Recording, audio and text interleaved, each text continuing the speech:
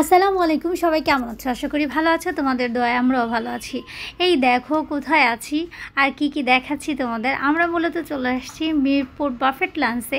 এখানে কত রকমের খাবারের আয়োজন দেখলে জাস্ট তোমাদের চোখ জুড়িয়ে যাবে। যাই হোক, এগুলো ছিল প্লেন পোলাও, আর সবচেয়ে বড় কথা এখানকার খাবারের টেস্ট কিন্তু দারুণ ছিল। এটা ছিল শাহি বিরিয়ানি।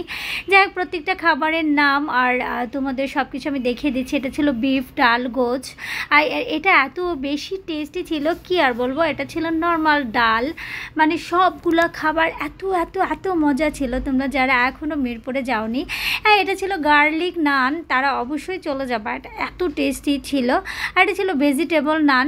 এই খাবারগুলো কিন্তু খুব খুব ছিল। আর অনেক কিছু এখনও রিফিল করা হয়নি, যেহেতু আমরা অনেক অনেক দ্রুত চলে এসেছি।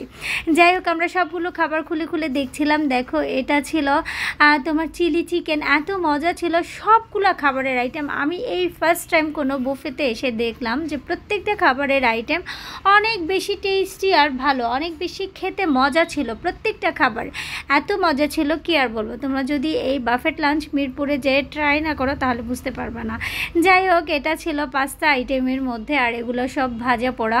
আর এগুলো সবগুলো খাবারই আমি ট্রাই করেছি, বিশ্বাস করবো না, একটু একটু ট্রাই করেছি। ইচ্ছা ছিল অনেক বেশি খাওয়ার, কিন্তু কিভাবে খাবো বলো তো, 100+ আইটেম।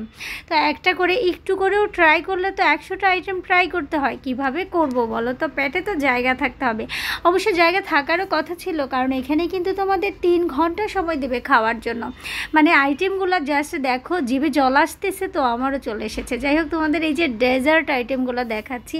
আর সবচেয়ে মজার ব্যাপার কি জানো, যে কোথাও গেলে কোনো খাবার খাওয়ার পরে তোমার অনেকটা অভক্তি চলে আসবে ডেজার্ট খেতে গেলে, কিন্তু ওদের খাবারের আইটেমের ডেজার্টগুলোর মিষ্টি এতটাই পারফেক্ট ছিল যে তোমার একদম অভক্তি ভাবটা চলে আসবে না, তুমি চাইলে অনেকক্ষণ খেতে পারবা।